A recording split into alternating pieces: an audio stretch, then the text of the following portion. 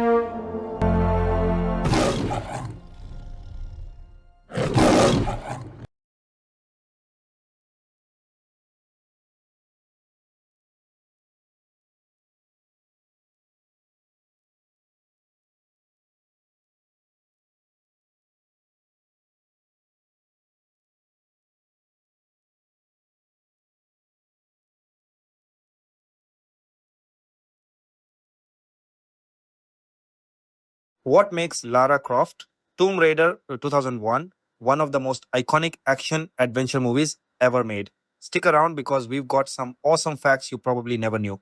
From insane stunts to hidden behind the scenes secrets, this movie is packed with adventure, action, and mystery. You're watching Revise. Voila, let's dive into the movie review and amazing facts. Lara Croft. Tomb Raider is a 2001 action adventure movie directed by Simon West and written by Patrick Massett and John Zinman. It's based on the popular Tomb Raider video game series created by Core Design. The movie was made as an international project with the United States, Canada, the United Kingdom, Japan, and Germany all involved. Angelina Jolie stars as the fearless adventurer Lara Croft, while the rest of the cast includes John Voight, Ian Glenn, Noah Taylor, and Daniel Craig. The story follows Lara as she races to find powerful ancient artifacts before a secret organization called the Illuminati gets their hands on them. Both sides are willing to do whatever it takes, leading to a dangerous adventure packed with action, mystery, and high stakes treasure hunting.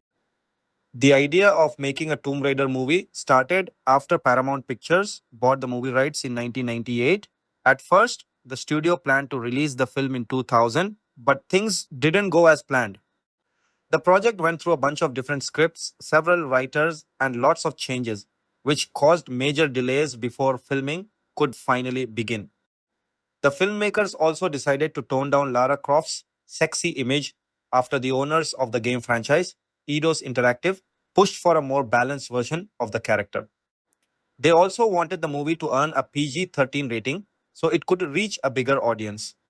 Filming eventually took place in Cambodia and England between July and November 2000, using real locations to give the movie a bigger and more adventurous feel. Lara Croft. Tomb Raider hit theaters in the United States and Canada on June 15, 2001. Critics weren't very impressed with the movie. and many felt the story and action scenes could have been much better. Even so, Angelina Jolie received a lot of praise for her performance, with many fans saying she was the perfect choice to bring Lara Croft to life. Despite the mixed and mostly negative reviews, the movie became a huge box office success, earning about $274.7 million worldwide. It ended up becoming one of the highest grossing movies ever based on a video game at the time. Because of its strong box office performance, a sequel called Lara Croft Tomb Raider, The Cradle of Life, was released in 2003 with Angelina Jolie returning to play Lara Croft once again. Lara Croft, Angelina Jolie, starts off exploring an ancient Egyptian tomb, searching for a valuable diamond hidden deep inside a mysterious chamber. Just when she gets close to grabbing it, a giant combat robot suddenly attacks her. After an intense fight filled with fast moves, flips, and close calls, Lara finally beats the robot by ripping out its motivation circuits. She picks up the diamond, but it turns out to be a memory card labeled Lara's Party Mix. She plugs it into a laptop inside the robot, and music starts playing.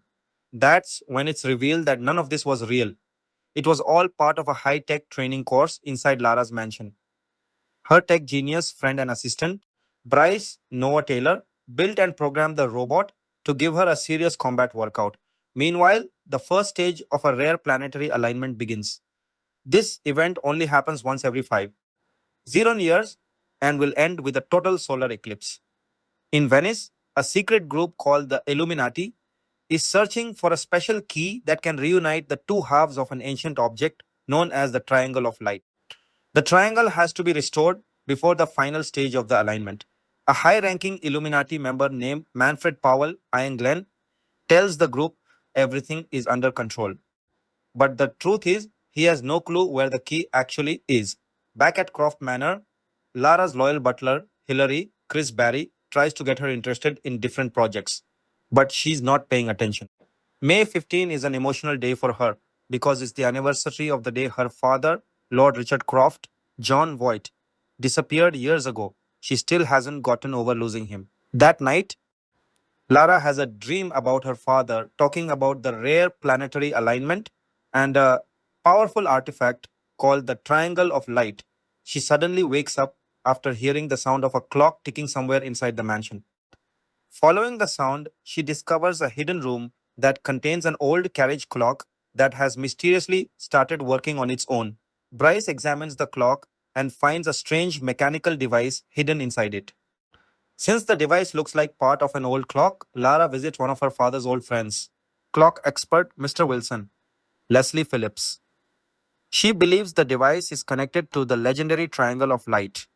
But Wilson claims he knows nothing about either the clock or the triangle. Around the same time, Lara runs into Alex West, Daniel Craig, another Tomb Raider who often works for money instead of doing what's right. Even though there's obvious chemistry between them, Lara doesn't like his greedy attitude or the way he does business. Later that night, Wilson contacts Lara and tells her that he mentioned her name to a man named Manfred Powell because of the mysterious clock. What Lara doesn't know is that Wilson is secretly working with the Illuminati. The next day, Lara meets Powell at his home and shows him pictures of the strange clock. While talking with Bryce afterward, she realizes Powell was lying and already knew much more than he admitted. That same night, a group of heavily armed commandos storms Croft Manor. Lara fights them with everything she's got, but they still manage to steal the clock and escape. The following morning, Lara receives a letter from her father that was arranged to be delivered only after the planetary alignment had begun. In the letter, he explains that the clock is actually the key to finding the two missing halves of the legendary Triangle of Light.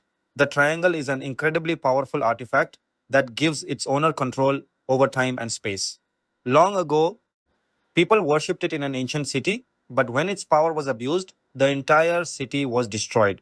To stop anyone from ever using it again, the triangle was split into two pieces.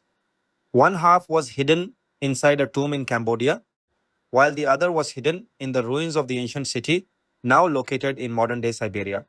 Her father begs Lara to find both pieces and destroy them before the Illuminati gets there first. Lara travels to Cambodia, where Alex West also shows up. Together, they solve part of the temple's deadly puzzle, but West accidentally helps Lara instead of himself. Lara grabs the first half of the triangle just before the temple comes alive. She battles a massive six-armed stone guardian that attacks her inside the ruins. After an intense fight, she destroys the giant statue and barely escapes the collapsing temple with the first half of the triangle. Later, Lara and Powell agree to meet in Venice because each of them now has something the other needs to complete the triangle. Powell suggests they work together and shocks Lara by claiming that her father was actually a member of the Illuminati. Lara refuses to believe him and angrily denies the accusation. Even though she doesn't trust Powell at all, she realizes she has no choice if she wants to stop him. So she and Bryce join the expedition to Siberia, deep inside the frozen ruins. They discover a gigantic model of the solar system that slowly comes to life as the rare planetary alignment reaches its final stage. Lara finds the second half of the triangle, but when Powell tries to join the two pieces together, nothing happens. He realizes Lara knows the final secret needed to activate it. To force her into helping, Powell shoots and kills Alex West. He then threatens Lara emotionally, making her believe she can save both West and her father if she completes the triangle. With no other choice, Lara places a single grain of sand that had been hidden inside the clock into the artifact. The triangle finally comes together and unleashes its incredible power. Powell immediately tries to take control of it, but Lara fights back, and after a fierce battle, she wins control of the ancient artifact. Suddenly, Lara finds herself in a strange place where time and space have merged together. There she sees her father alive once again. He explains that she's standing at a crossroads between time and reality. Even though Lara desperately wants to save him, her father tells her she must destroy Triangle instead of changing history. He reminds her that some things aren't meant to be changed. With a heavy heart, Lara says goodbye and returns to the real world.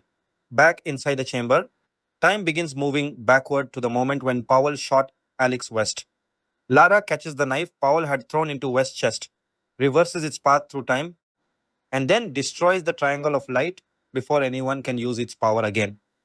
Time instantly returns to normal, and the knife flies into Powell's shoulder instead. The entire chamber begins collapsing around them as everyone rushes toward the exit. Before escaping, Powell admits that he was the one who murdered Lara's father. He also pulls out Lord Croft's pocket watch, which contains a photo of Lara's mother inside. Furious, Lara fights Powell one last time. She defeats and kills him, takes back her father's watch, and barely escapes as the ancient chamber collapses behind her. Back at Croft Manor, Hillary and Bryce are both surprised to see Lara wearing an elegant dress instead of her usual adventure gear. She quietly visits her father's memorial in the garden to honor his memory before heading back inside the mansion. Bryce proudly introduces a newly reprogrammed version of the training robot, Simon, ready for another round of combat practice. Hillary then presents Lara with a silver tray holding her signature twin pistols. Lara smiles, grabs both guns, and gets ready for her next adventure.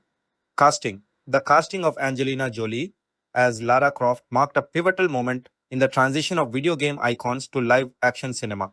Director Simon West fought hard for her, viewing her dark, crazy, wicked persona and alternative lifestyle as the perfect fusion with the adventurous, no nonsense archaeologist. Studio executives at Paramount expressed concerns over her public reputation, including tabloid stories and personal relationships, which led to unusual measures like random drug tests, urine and blood, that Jolie willingly underwent and passed. West argued that Jolie's mythology, her outspoken nature, and perceived danger would bring authenticity to Lara, distinguishing the film from safer choices. Other actresses like Catherine Zeta Jones, Jennifer Lopez, and Ashley Judd were suggested by the studio for their established box office appeal and safer images. Rumors also circulated about Denise Richards being in contention. Producer Larry Gordon downplayed the drama, noting many agents claimed interest, but Angelina stood out immediately. Once considered, Jolie herself initially turned down the role, feeling the character didn't suit her at the time. She had just won an Oscar for Girl, interrupted, and was focused on dramatic work. The offer of extensive training, world travel, and working with the British military convinced her. She spent 3 months pushing physical limits: yoga, strength training, weapons handling, and stunts, which she later described as transformative, revealing capabilities she didn't know she had. Costume and physical adjustments were part of embodying the iconic look. Jolie, a 36C, wore padding to approximate Lara's game proportions, closer to a D in the film versus the game's DD, with discussions around framing shots to balance the character's athleticism and silhouette. The braid, boots, and pistols became signature elements she committed to fully. John Voight, Jolie's real life father, was cast as Lord Richard Croft, Lara's father. This choice added genuine emotional depth to their scenes, particularly around the memorial and family dynamics central to the plot. Director West approached them separately, and both embraced the idea, leveraging their actual relationship for authenticity in a story about a daughter's quest tied to her father's legacy. Ian Glenn portrayed the primary antagonist. Manfred Powell, the Illuminati leader Glenn, a respected British stage and screen actor known for classical roles, brought elegance and menace to the sophisticated villain. Powell's backstory in the novelization expands on his Oxford education and barrister past, but in the film, Glenn conveyed calculated ruthlessness, especially in confrontations with Lara and the betrayal involving her father. His casting grounded the Illuminati conspiracy in credible villainy rather than cartoonish excess. Daniel Craig played Alex West, the rival Tomb Raider, with a pragmatic for profit approach, contrasting Lara's ideals. This was an early notable role for Craig before his James Bond fame. Alex shares a chemistry and tension with Lara, including attraction, but their differing ethics create conflict. Craig's casting added a layer of emerging star power and physical presence to the treasure hunting ensemble, with scenes highlighting rivalry turning to uneasy alliance. Noah Taylor as Bryce, Lara's tech genius assistant, provided comic relief and support. Taylor, known for roles in Almost Famous and indie dramas, portrayed the nerdy inventor behind gadgets like the training robot, Simon. His dynamic with Lara involved banter and loyalty, humanizing her high tech manner life. Bryce's reprogramming skills and presence in key locations like Siberia added practical expertise to Lara's operations. Chris Barry, credited as Christopher Barry, played Hillary, Lara's trusted butler. Barry, famous from Red Dwarf, brought British propriety and unexpected toughness to the role. Hillary maintains Croft manner, offers subtle advice, and even joins the defense with a shotgun during the assault. His casting reinforced the aristocratic English setting while providing warmth and reliability amid the action. Supporting roles filled out the ensemble with character actors, enhancing the globe-trotting adventure.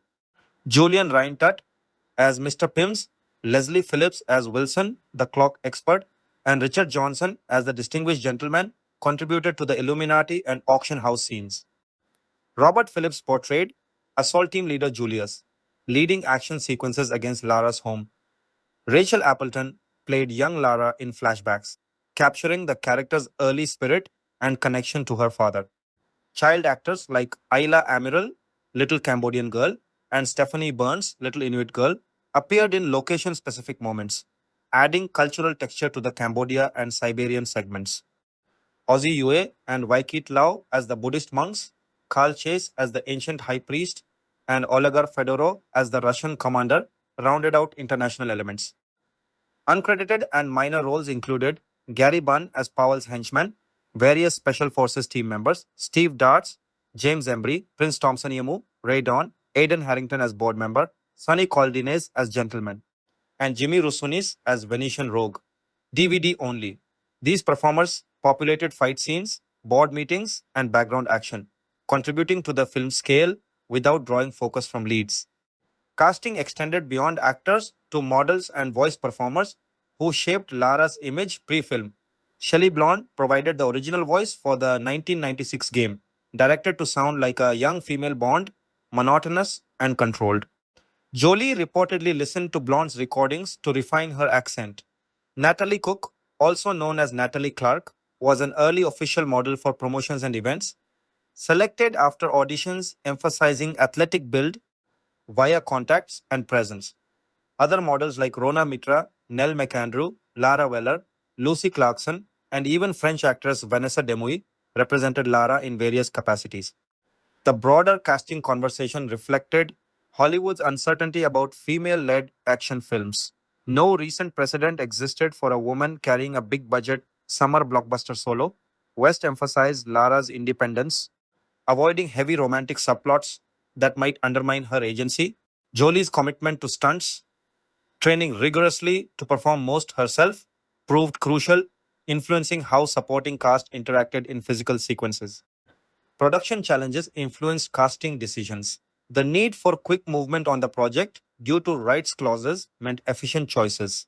British heavy supporting cast Glenn, Barry, Ryan Tutt, Phillips helped sell the English aristocratic roots despite Jolie's American accent, which drew some fan criticism initially. Voight's involvement added familial authenticity that compensated for any accent debates. Behind the scenes support for Jolie included hiring Bobby Klein, a former photographer and therapist, to oversee her physical and mental preparation. This stemmed from studio nervousness, but created some set tensions with new age ideas like milk baths and meditation. It highlighted the high stakes and scrutiny around the lead casting. Daniel Craig's Alex West role benefited from his rising profile and ability to portray complex morality, rival yet ally.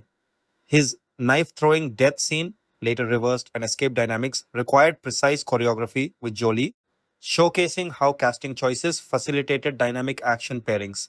Noah Taylor's Bryce allowed for lighter moments amid intensity, balancing the ensemble tone.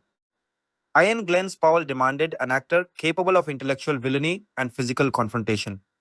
His fight with Lara in the finale, culminating in her snapping his neck, relied on Glenn conveying formidable presence before defeat.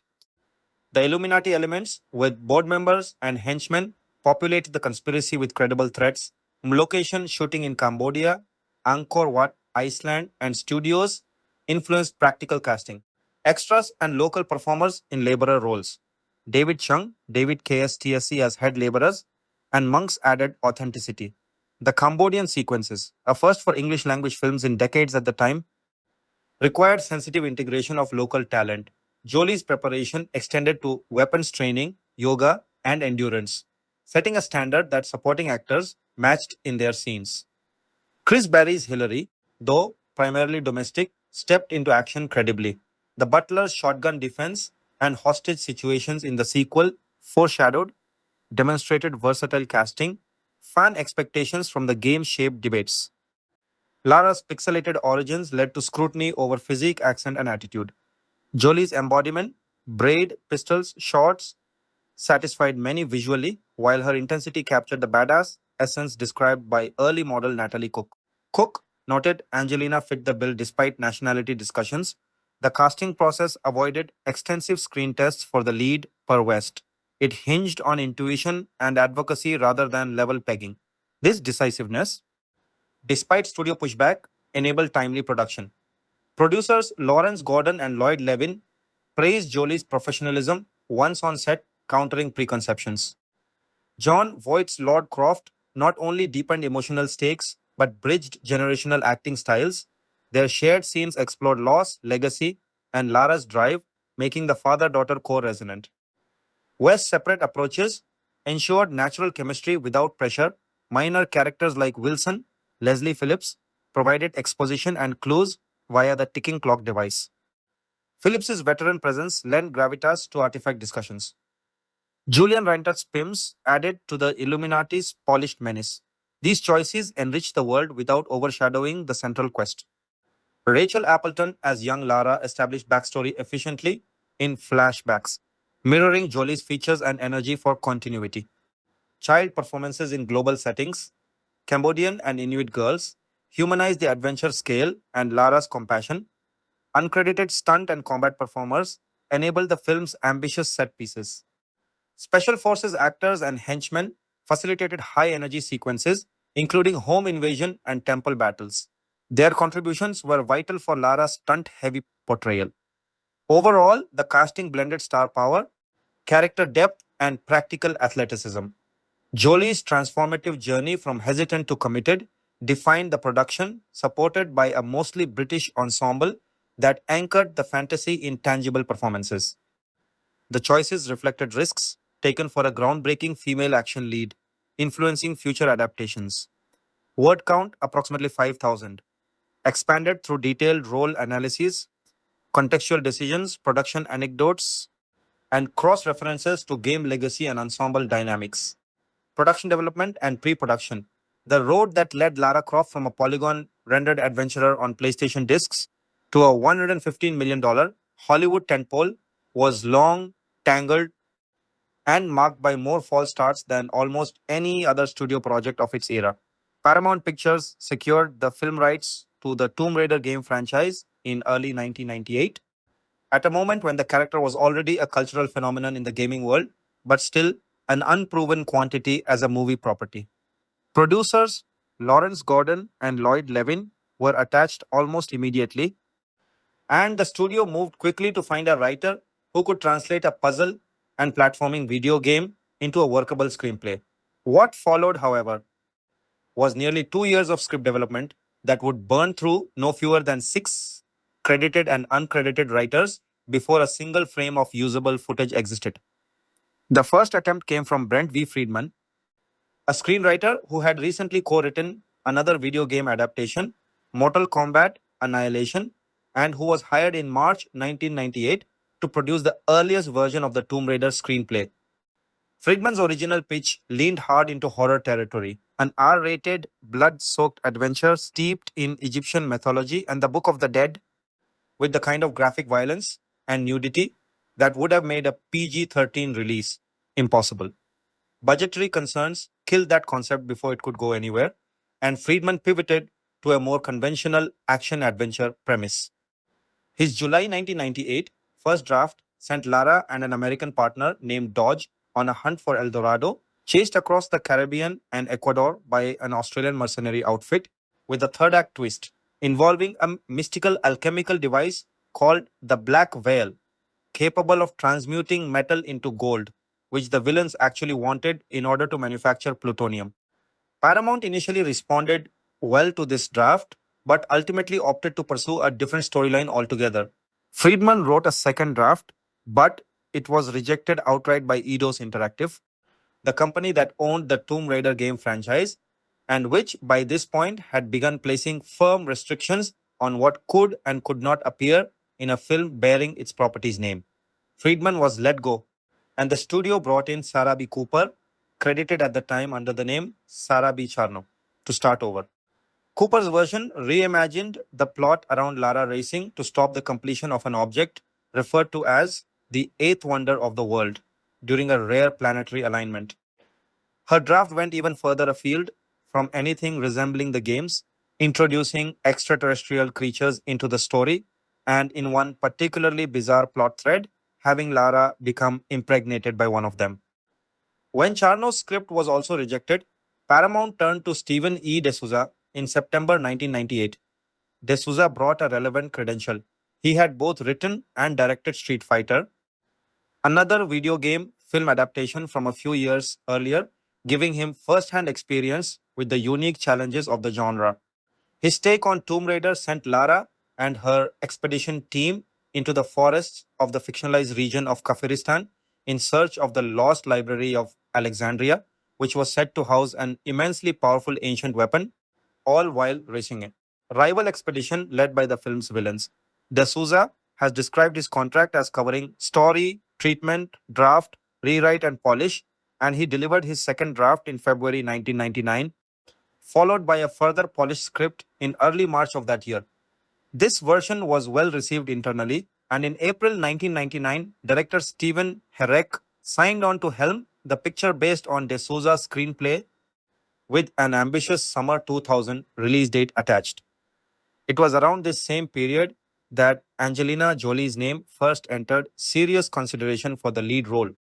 Following more than a year and a half of public speculation and rumor about who might eventually be cast as Lara Croft, Herrick, however, wanted a screenwriter who would collaborate with him directly rather than remain primarily loyal to the producers, a dynamic he felt existed with D'Souza, given D'Souza's prior working relationship with Gordon and Levin on other projects.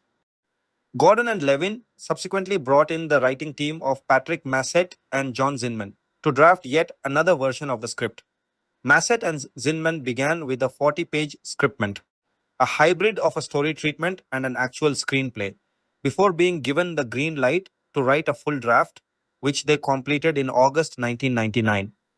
Their story reimagined the plot once more, this time centering on the tomb of Alexander the Great and the mythical shield of Achilles, an artifact said to grant invincibility and immense power to whoever wore it, hidden somewhere in the mountains of Pakistan. Lara, her partner, and the film's antagonists would all converge on this location in pursuit of the shield.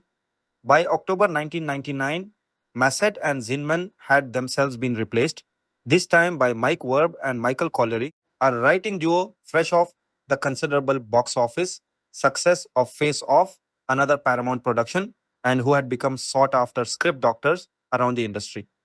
Werb and Colleary undertook a substantial rewrite that folded together elements from De Souza's script and from Massett and Zinman's draft. They relocated the action to the jungles of North Africa and India, restructured the villain roles so that the antagonists were led by Lara's own uncle and his illegitimate son, and pushed the tone towards something more overtly action packed. Their drafts leaned more heavily into presenting Lara as, in the internal parlance of the time, a buxom heroine, incorporating comedic beats built around her, using her body to extricate herself from dangerous situations.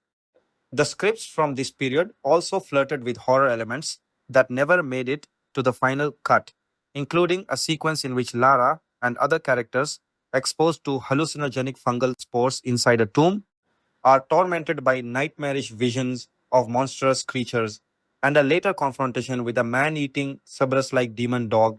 Herrick eventually departed the project entirely, leaving Paramount scrambling to find a new director on short notice. The studio settled on Simon West, going so far as to pull him off his own long gestating passion project, a planned film adaptation of the 1960s British television series The Prisoner, which he had been developing for well over a year in order to secure his commitment to Tomb Raider. West was unhappy with virtually all of the scripts that had accumulated by that point and elected to construct his own version. His method was essentially an act of screenplay archaeology in its own right. He took the Massett and Zinman draft, which he considered the strongest of the lot, and layered in material scavenged from every other version that had preceded it, blending it all with new material of his own. Werb and Colleary briefly worked alongside West during this period, but creative friction between them proved significant enough that the collaboration did not last. All of this churn had real consequences for the production calendar. The planned release date slipped from summer 2000 to summer 2001, driven almost entirely by the unending cycle of rewrites. Even after the film formally entered production, the studio kept bringing in additional writers to punch up various drafts. Paul Attanasio, a prolific and typically uncredited script doctor at the time, did work on the project, as did Brannon Braga, who had just come off co-writing mission. Impossible 2 for the same studio. Later, Kalogridis also contributed uncredited work during this stretch. She was simultaneously developing with writing partner Patrick Lussier, an early and ultimately unmade adaptation of Red Sonja, a project for which Jolie had also been floated as a possible star alongside several other actresses. Once Jolie's casting became official, she took an active hand in shaping the material herself. Among her most significant contributions was pushing for an expanded emotional through line between Lara and her father, an addition West embraced and which Jolie and her real-life father John Voight, who had been cast to play Lord Richard Croft, developed together by writing their shared scenes. Jolie also advocated for more overtly sexualized material involving her character. In Kalogridis' July 2000 draft, for instance, the film's opening shower sequence ran considerably longer, with the movie's title sequence originally intended to play out over it, and the scene immediately following, in which Lara emerges and drops her towel, was likewise extended, showing her walking around nude and catching her butler Hillary off guard. Eidos, however, continued to push back against Jolie's and Paramount's appetite for this kind of content, since the licensing agreement explicitly prohibited nudity or sexual content involving Lara. Even so, additional trims to Jolie's nude footage were made deep into post production in order to secure the PG 13 rating the studio wanted. The screenplay kept evolving even after cameras started rolling, for reasons ranging from budget to logistics to straightforward creative preference. Several jungle set action sequences were relocated to interior sets, such as temple environments, because they were considerably easier and cheaper to shoot on sound stages than on location. The plot mechanic involving the triangle artifact was simplified from an original three-piece object down to two pieces, and the memorable sequence in which stone statues come to life to attack Lara and Powell's men inside the Cambodian temple replaced an earlier version of the scene in which the characters were instead assailed by various creatures. When the film finally reached theaters, the credited writers reflected this tortured history. Sarah B. Cooper, Mike Werb, and Michael Colleary received story credit, while Patrick Massett and John Zinman were credited for the screenplay itself, with West receiving an adaptation by credit for his work assembling the final shooting script from the wreckage of everything that came before. Notably, although Stephen E. D'Souza's script was ultimately not used for this film, some of his material was later folded into the sequel, Lara Croft, Tomb Raider, The Cradle of Life, to a degree that earned him an actual story credit on that follow up. Looking back across the discarded drafts offers a revealing window into just how much of the earlier material leaned on Lara's sex appeal in ways the finished film ultimately avoided. Friedman's July 1998 first draft had Lara stripping fully nude behind a curtain while conversing with her partner. De Souza's February 1999 second draft included a scene of Lara ripping open her shirt and flashing her breasts at a group of villains purely as a distraction tactic. Werb and Colleary's October 1999 draft placed Lara and her partner in a tomb antechamber where she had to use her breasts to fend off an attacking creature. Their subsequent November 1999 revision doubled down on this idea with a scene in which a tied up Lara crushes a giant poisonous millipede between her breasts after it crawls under her tank top. None of this material survived into the released film, and Jolie later expressed disappointment that Lara's sexuality had been dialed back so significantly, saying she felt the character wasn't sexy enough in the finished movie. The financing structure behind Lara Croft, Tomb Raider, was almost as complicated as its screenplay history. The film was financed in significant part through Telemunchen Group, commonly abbreviated TMG, a German entity that functioned as a tax shelter. German tax law at the time permitted investors to claim an immediate tax deduction on productions, even when those productions were not German in origin, and even before filming had actually begun. Paramount exploited this by selling the film's copyright to German investors for $94 million dollars and then buying it back for $83.8 million, dollars, netting the studio a profit of $10.2 million dollars on that transaction alone. The copyright was then resold a second time to Lombard Bank, a British investment group, generating a further $12 million dollars in profit. Qualifying for the relevant UK tax relief under Section 48 required the production to include an actual UK shooting component and the casting of British actors, a requirement that dovetailed neatly with the film's plot since a significant portion of the story was set in England. On top of all this, pre-sales of distribution rights to Japan, Britain, France, Germany, Italy, and Spain brought in an additional $65 million. And the premium cable network Showtime paid $6.8 million for television rights. Altogether, roughly $94 million in financing was assembled through this patchwork of mechanisms.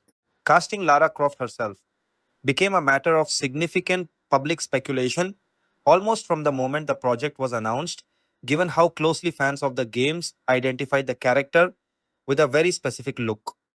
A long list of actresses, and in some cases even non-actresses, were floated in the press as possible candidates. Among them Rona Mitra, who had served as the official real-world model for the character in the marketing of Tomb Raider 2, along with Jennifer Love Hewitt, Famke Janssen, Jennifer Lopez, Elizabeth Hurley, Ashley Judd, Sandra Bullock, Catherine Zeta-Jones, Diane Lane, Demi Moore, and Denise Richards.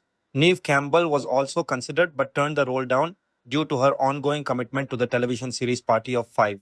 When Jolie was ultimately confirmed for the part, the reaction among longtime fans of the game franchise was mixed and, in some corners, openly hostile. Complaints centered on the fact that an American actress had been cast to play a character established as British, while others pointed to Jolie's visible tattoos and her widely publicized, often tabloid fueled personal life as points of concern. Director Simon West brushed these objections aside, later remarking, in a comment that referenced Jolie's well known interest in knife play, that the role had always belonged to her, framing Lara's combination of danger and self possession as a direct match for Jolie's own persona. To fill out Lara's proportions as depicted in the games, Jolie wore a padded bra during filming. Speaking to NY Rock around the time of the film's release, she explained that while she was not naturally small chested, the padding was used to bring her closer to the character's more exaggerated video game silhouette without going to extremes, framing it as a small, unapologetic enhancement rather than a total transformation. The film also marked a notable screen debut for British television actor Chris Barry, cast as Lara's butler Hilary, in what was his first feature film role after years of recognition for playing Arnold Rimmer on the BBC science fiction sitcom Red Dwarf. English actor Daniel Craig, cast as rival treasure hunter Alex West, adopted an American accent for the role, a mirror image of Jolie's own work, adopting an English accent to play the nominally British Lara. And in one of the production's more unusual pieces of stunt casting, John Voight, Jolie's real father, was cast as Lara's fictional father, Lord Richard Croft, a decision that added a layer of off screen resonance to the film's father daughter emotional arc, filming principal photography on Lara Croft. Tomb Raider ran from July 30 to November 30, 2000, a stretch of roughly 4 months that took the production across multiple countries and continents. Some of the film's most visually striking sequences were captured on location at the Ta Prohm Temple complex within the Greater Angkor archaeological site in Siem Reap province, Cambodia, a location whose tangle of stone ruins overtaken by jungle roots has since become closely associated with the film's imagery. This was a landmark shoot in its own right. Lara Croft. Tomb Raider was the first major motion picture to film in Cambodia since Lord Jim in 1964, a gap of more than 3.5 decades that reflected the country's turbulent modern history, including the devastating occupation and rule of the Khmer Rouge regime, which had made large scale international film production in the country essentially unthinkable for a generation. Beyond the location work in Cambodia, the bulk of the production took place much closer to the traditional heart of the British film industry on the zero 07 stage at Pinewood Studios, a sound stage famous for having hosted large portions of the James Bond franchise over the decades. Additional filming made use of Hatfield House, a stately home in Hertfordshire, which stood in for the sprawling Croft family manor seen throughout the film as Lara's residence, complete with its hidden training arena and mechanical adversary. Shooting a production of this scale and geographic spread, spanning Southeast Asian jungle temples and British stately homes alike, brought its own set of logistical demands, from coordinating international cast and crew travel to managing the environmental and preservation sensitivities inherent in filming at an active UNESCO World Heritage archaeological site.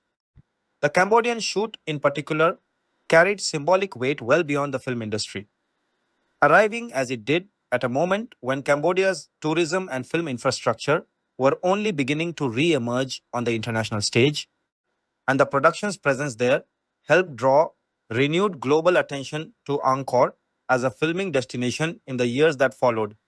Post production. If the screenplay's development period was chaotic, the post production process that followed principal photography was arguably even more contentious, and it left visible fingerprints on the finished film. Simon West's first assembled director's cut ran 130 minutes, a considerably longer film than what eventually reached theaters. Sometime after principal photography wrapped, the production moved into a further round of reshoots, and it was during this period that West was removed from his post production role on the film, even though he was later invited back specifically to oversee those reshoots in West's place. Paramount brought in editor Stuart Baird to recut the entire film. The arrangement carried an unusual incentive structure. Baird was reportedly promised the director's chair on Star Trek Nemesis in exchange for taking on the re editing of both West's 130-minute cut of Tomb Raider and John Woo's similarly sprawling 210-minute original cut of Mission Impossible 2, another troubled Paramount production from around the same period. Baird ultimately trimmed Tomb Raider down from its original 130-minute assembly to a lean 88 minutes, a reduction of more than a third of the film's original running time. The compressed and rushed nature of this final post production push had visible consequences on screen. Because the process took longer than the studio had planned, several major visual effects sequences were still not fully finished by the time the film opened in theaters, leaving certain shots looking noticeably incomplete or unpolished to attentive viewers. Music was one of the most heavily disrupted elements of the post production process. The Tomb Raider game's original composer, Nathan McCree, who had scored the first three entries in the video game series, was initially brought on to compose the film's score, a choice that would have offered a direct musical through line between the games and their cinematic adaptation. Paramount, however, insisted on bringing in a more conventional film composer instead. Composer Greg Hale Jones began work on the score alongside music supervisor Peter Afterman in November 2000 once production had wrapped, and Danny Elfman was separately brought in to compose the film's main theme. According to Jones, once West was removed from the project, both his own score and Elfman's theme were shelved and effectively abandoned. Michael Kamen was then brought in to take over scoring duties. He submitted demo material and ultimately composed a full score. But this too was rejected once Baird's re-edit reshaped the film's structure and pacing. With the clock running out before release, Graham Revel was brought on in a rush and given just 10 days to compose a full 60 minutes of original music for the film. At one point earlier in the process, Jerry Goldsmith had also been attached to score the film but was unable to proceed due to health problems. And composer John Powell had likewise been considered for the job at an earlier stage prior to Kamen's involvement. Despite the sheer volume of material that ended up on the cutting room floor, given that the finished film represented barely two-thirds of West's original assembly, only a modest amount of deleted material eventually surfaced publicly. The film's DVD and Blu-ray releases included just 4 deleted scenes, amounting to roughly 7 minutes of additional footage in total, even though promotional trailers for the film had teased glimpses of additional cut material beyond what was ultimately released. In July 2001, around the time of the film's theatrical run, Simon West stated that he had actually prepared an alternate extended version of the film intended for a future DVD release that would incorporate more of the deleted scenes. But this expanded cut was never released to the public. Angelina Jolie's nude scenes were among the material most aggressively trimmed in order to secure the desired PG-13 rating. The film's opening shower sequence, for example, originally included actual nude shots of Jolie, and the scene immediately following it, in which her character removes her towel, originally showed rear nudity as well. An even longer version of this opening shower sequence existed in an earlier revised draft of the shooting script before ultimately being toned down for the finished film. A behind the scenes special feature titled Digging into Tomb Raider, included on the Blu-ray release, shows footage of Jolie and the crew filming an entirely separate shower scene set outdoors during the film's Cambodia set sequences, which was cut from the movie in its entirety and never appeared in any released version. Music Lara Croft. Tomb Raider's official soundtrack arrived in 2 distinct forms upon the film's release. A various artists soundtrack album was released on June 15th, 2001, the same day as the film itself, running 69 minutes and 1 second, or 72 minutes and 14 seconds when including an additional bonus track. A separate score album, isolating Graham Revel's original orchestral compositions for the film, followed 10 days later on June 25, 2001, beyond Revel's score. The film itself also featured a handful of additional pieces of music that were not included on either official soundtrack release.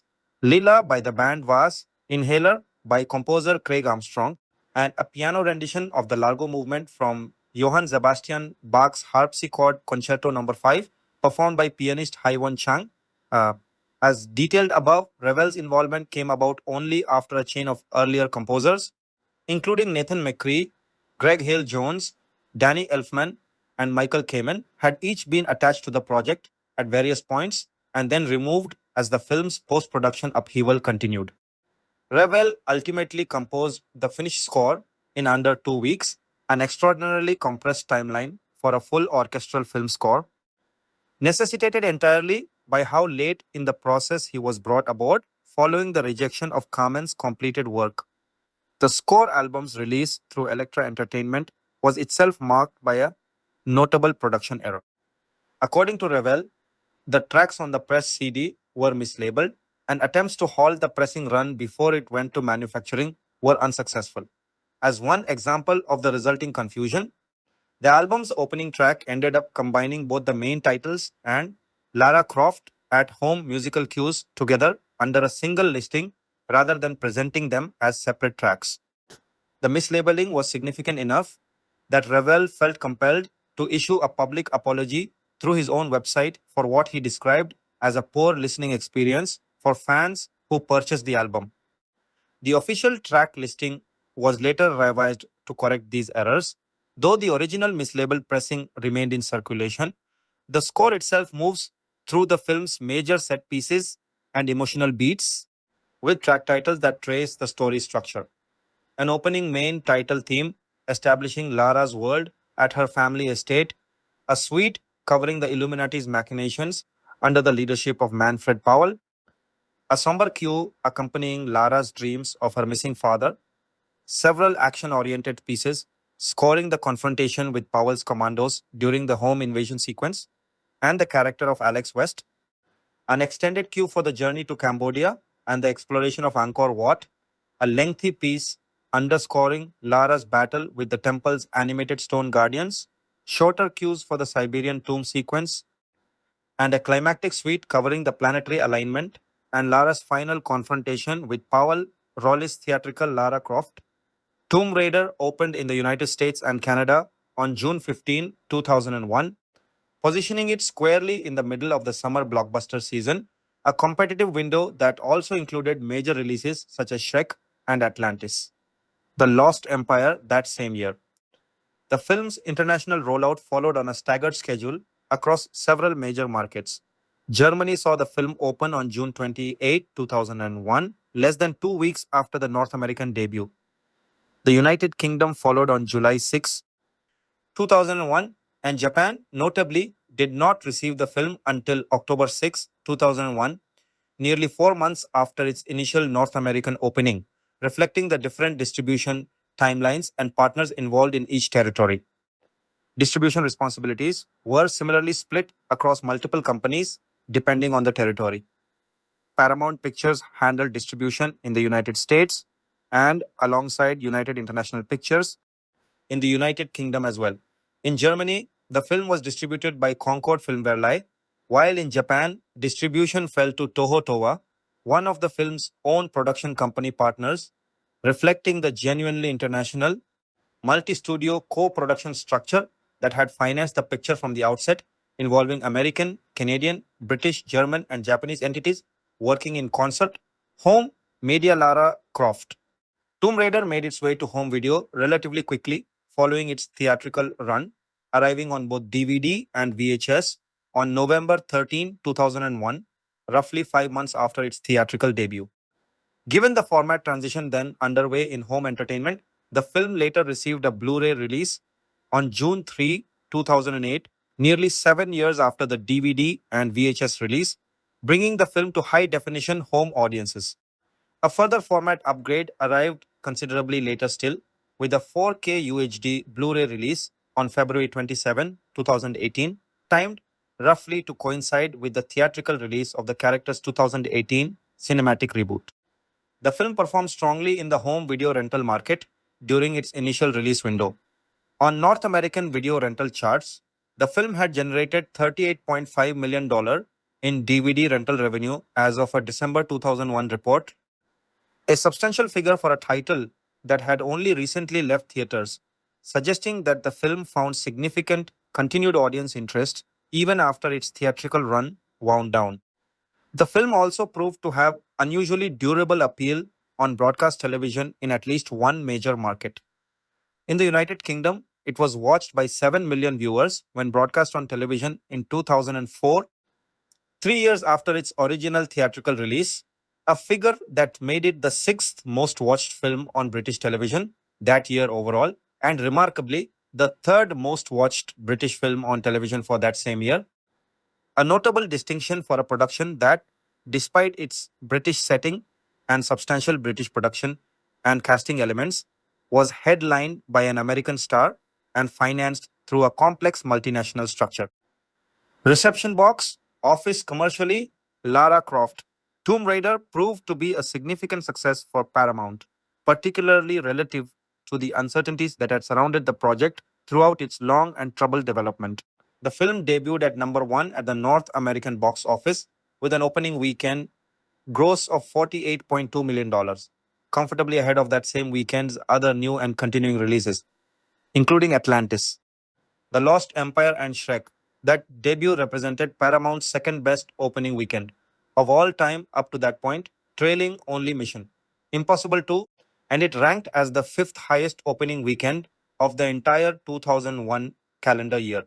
Within the specific context of June releases, a month that had historically hosted some of the biggest blockbuster openings in Hollywood history, Tomb Raider's debut ranked as the fourth largest June opening weekend ever recorded at that time, trailing only Jurassic Park, Austin Powers, The Spy Who Shagged Me, and Batman Forever. The film's opening also broke two significant records simultaneously.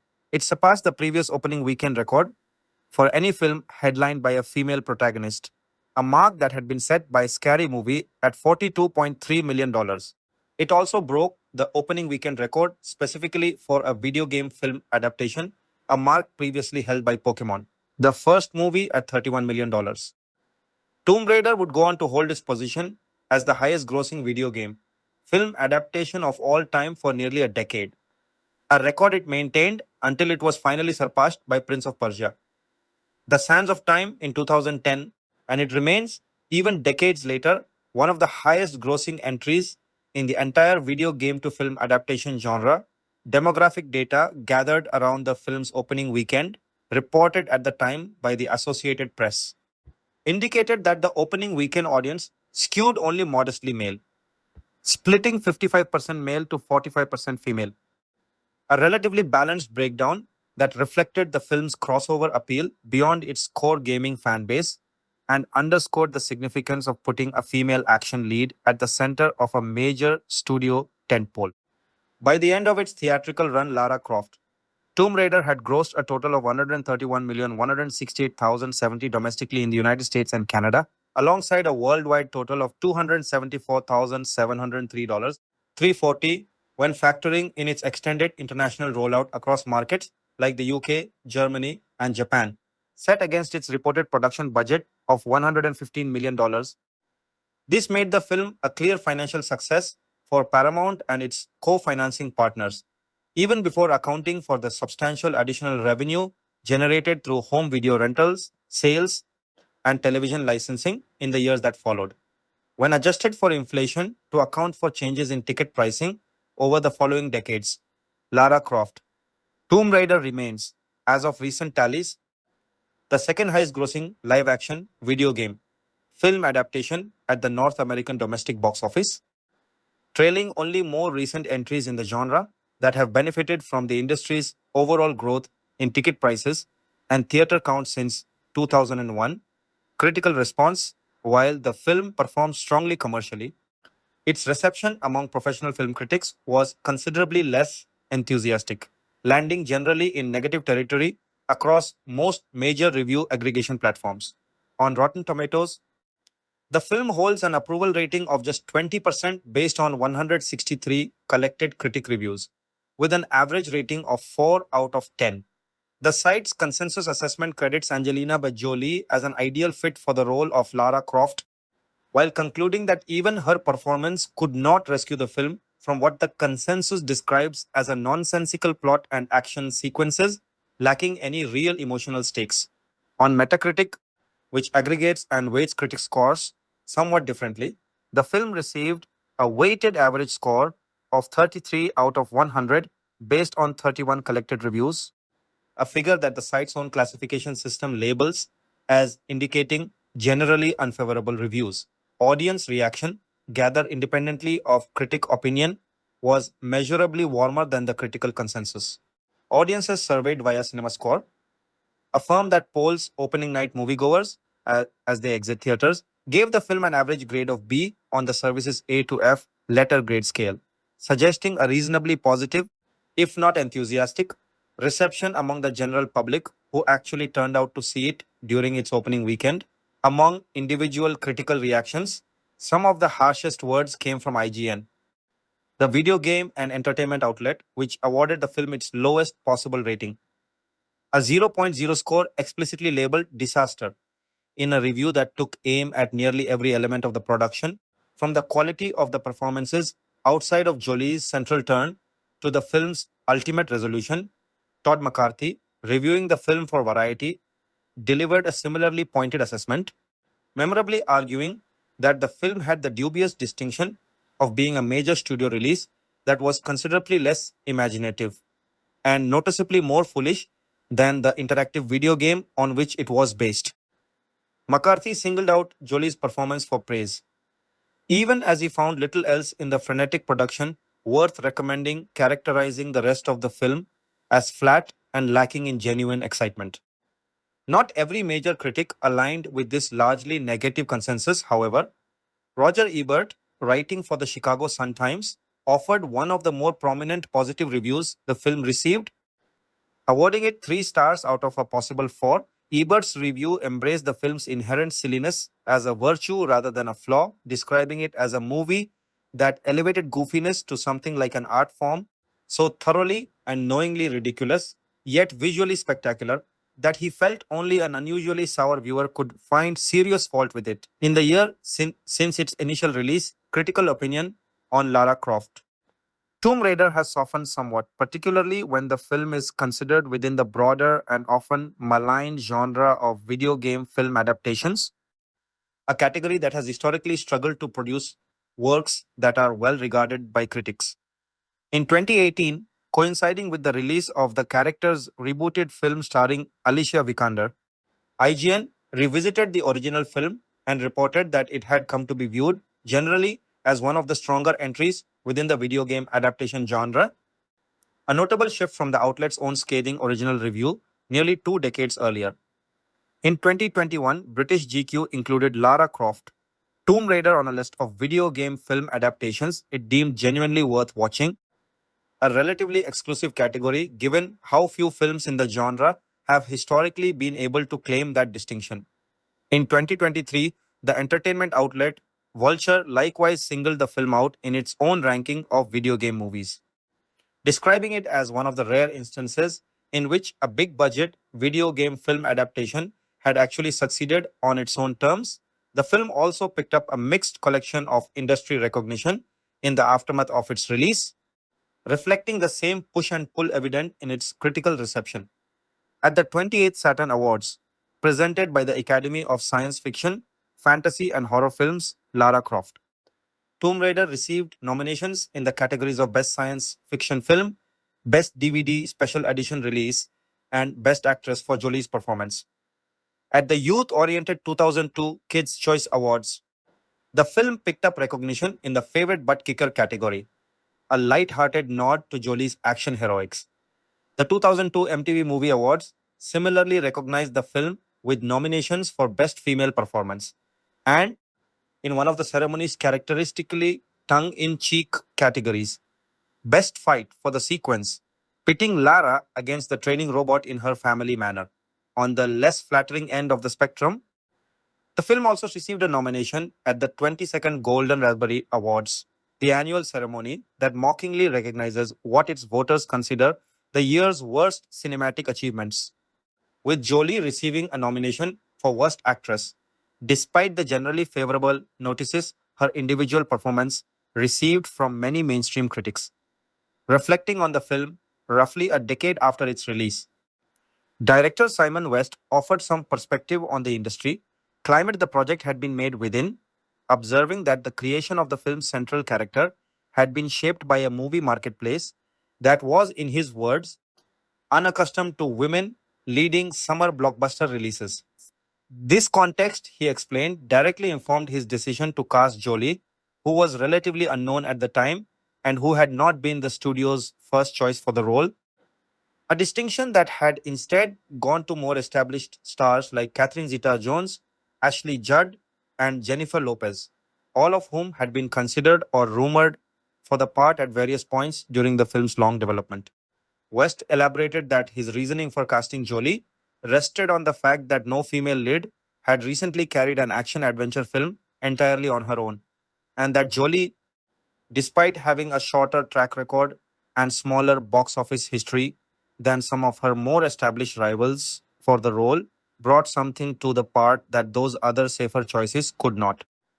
He described Jolie at the time as a subject of considerable and not always accurate public speculation, framing her image as riskier than her competitors, but ultimately more suited to the character.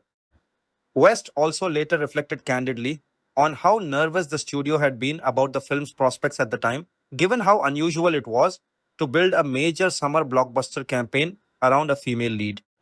He expressed genuine surprise that it took the film industry so long to follow up on the film's box office success with similar female led action projects. Having expected a wave of imitators within a few years of the film's release, instead, he noted, it took considerably longer than he anticipated for that shift to fully materialize, citing The Hunger Games and Wonder Woman as the films that eventually validated the commercial viability of the model Tomb Raider had helped establish more than a decade earlier. Angelina Jolie returned to the role of Lara Croft 2 years later in the 2003 sequel, Lara Croft, Tomb Raider, The Cradle of Life.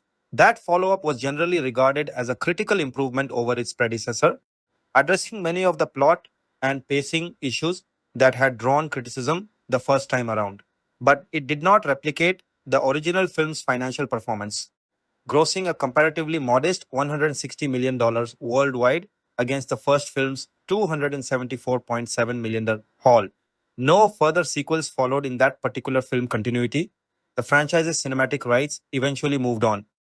GK Films first acquired the rights to develop a reboot of the property in 2011, and in April 2016, Metro Goldwyn Mayer and GK Films jointly announced a full reboot of the Tomb Raider film series, casting Alicia Vikander as Lara Croft with director Roar Uthog at the helm. That rebooted film was ultimately released on March 16, 2018 through Warner Bros. Pictures, effectively closing the loop on a franchise that had first begun its long and difficult journey to the screen nearly 2 decades earlier.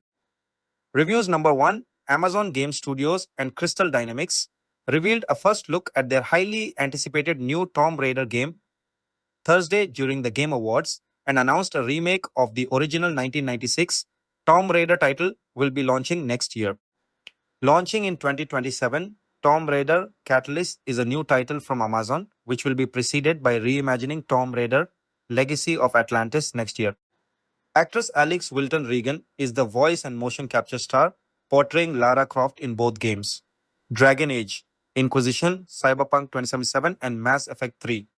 Per Amazon Game Studios and Crystal Dynamics description for Catalyst, the game marks a bold direction for the series as Lara Croft embarks on a new adventure across northern India. Tomb Raider. Catalyst is set in the wake of a mythical cataclysm that has unleashed ancient secrets and awakened the mysterious forces that guard them. When the most notorious treasure hunters from around the world descend on the region, Lara races to uncover the truth buried beneath the fractured landscape and stop those who would use its power for their own gain.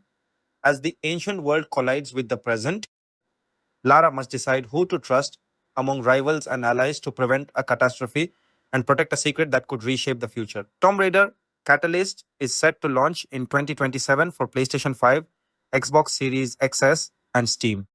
Before Catalyst releases, Amazon Game Studios, Crystal Dynamics, and Flying Wild Hog will launch Tomb Raider Legacy of Atlantis, which is described as a modern reimagining of Lara Croft's genre defining 1996 debut. Developed in partnership between Crystal Dynamics and Flying Wild Hog, the game features stunning visuals, powered by Unreal Engine 5, modern game design, and new surprises that honor the spirit and atmosphere of the original game. Amazon said in a press release announcing the game Thursday during the Game Awards. As Lara Croft, players will harness their wits and athleticism to explore exotic locations lost to time, traverse treacherous landscapes, solve deadly contraptions, and face lethal predators in their quest for the scattered pieces of the Scion, an artifact of immeasurable power. Tomb Raider Legacy of Atlantis will launch in 2026 across PlayStation 5, Xbox Series XS, and Steam. Both games are being developed as Amazon is also prepping a new live action Tomb Raider TV series starring Sophie Turner as Lara Croft. The two games we announced at the Game Awards and the TV series from Amazon MGM Studios are being developed in parallel. They share a core DNA, but each project is making choices that are correct for its medium. Crystal Dynamics head of studio Scott Amos told Variety, "For now, we are focused on the games and will have more details to share on Legacy of Atlantis and Catalyst next year." Regarding the development timeline for the two games, Amos said, "We have two parallel and powerful development teams inside of Fellowship Entertainment, complementing each other, yet each owning their respective game, whether that's Catalyst or Legacy of Atlantis. We are connected by shared technologies and gameplay systems where it makes sense, and by a shared leadership group who oversees the creative alignment and ensures all things are within the Tomb Raider canon. Our partnership with Flying Wild Hog on Legacy of Atlantis has been incredible. They truly feel like a parallel Crystal Dynamics team. This development approach means Legacy of Atlantis can arrive in 2026 to celebrate that meaningful 30th anniversary milestone, while Catalyst follows in 2027 with the scope and ambition that game requires. Watch the teasers for both games below. Number 2, the first photo of Sophie Turner in her upcoming role as Lara Croft has been revealed. She was announced as the star of Prime Video's Tomb Raider TV show in September, and the streamer said production on the series had now begun. It released an image of the actress wearing the fictional archaeologist's green tank top and brown shorts, a look inspired by the character's appearance in the classic Lara Croft games on the original PlayStation. Sophie previously said the role, which has been filled by Oscar winners Angelina Jolie and Alicia Vikander, had given her massive shoes to fill. Sophie, who grew up in Warwickshire, shot to fame as Sansa Stark in HBO's fantasy epic Game of Thrones, and went on to appear as Jean Grey in the X-Men films. Tomb Raider will also star alien actress Sigourney Weaver, The White Lotus's Jason Isaacs, and Celebrity Traitors contestant Celia Imrie, Fleabag writer Phoebe Waller-Bridge is behind the script for the show. It's based on the hit video game series, first released in 1996 and originally developed by UK company Core Design. At a time when female characters in games were rare, Lara became a sensation, featuring on magazine covers and becoming an icon for players worldwide. The series was eventually rebooted in 2013, with Lara given a more grounded look and more emphasis placed on her characterization. Tomb Raider is the latest in a string of adaptations based on popular video games. Amazon's Prime Video service was behind the hugely successful Fallout, which recently debuted its second series. The streamer also announced this week that Walking Dead actor Ryan Hurst would star as main character Kratos in its upcoming TV show based on PlayStation hit God of War. Adaptations have been shown to drive players towards the games that inspired them, and current Tomb Raider developer Crystal Dynamics announced two new games at last year's Game Awards. The first is a reimagining of Lara's first ever adventure with updated controls and graphics, while the second is a brand new story set in northern India. Number 3i left the latest Tomb Raider film ready to hit the gym. This third adaptation of the video game franchise, and the first to star 2016 Oscar winner Alicia Vikander, who takes over for 2000 Oscar winner Angelina Jolie, is an adventure that's enthralled by what bodies can do. Lara Croft, Tomb Raider's Indiana Jones-esque protagonist, has long been a pop culture punchline for the disproportionate size of her breasts, and one of the many ways this Tomb Raider demonstrates self-awareness is by showcasing all the amazing feats that can be performed by that much ogled physique, like the Themyscira warriors in Wonder Woman, who skirmished in ways that made sense for the female body. This Lara gets to execute fight choreography that looks and feels realistic for the figure we see on screen. It's revelatory. Another point in this Tomb Raider's favor, it's a 180-degree turn from Jolie smirking, statuesque pinup, a cartoonish male fantasy who practically haunted her ancestral castle in silky flowing robes like a super hot Miss Havisham. In keeping with its grounded, near gritty tone, this origin story begins with Lara as a broke urban hipster in skinny jeans and leather jackets, getting by on a food delivery job and showing no exceptional talent at her boxing gym. As the daughter of a Richard Branson like swashbuckling CEO, played by Dominic West, she's got a Downton Abbey esque manner and the inheritance to match, but she won't touch either. Doing so would mean acknowledging that her father, last seen 7 years ago, is most likely dead.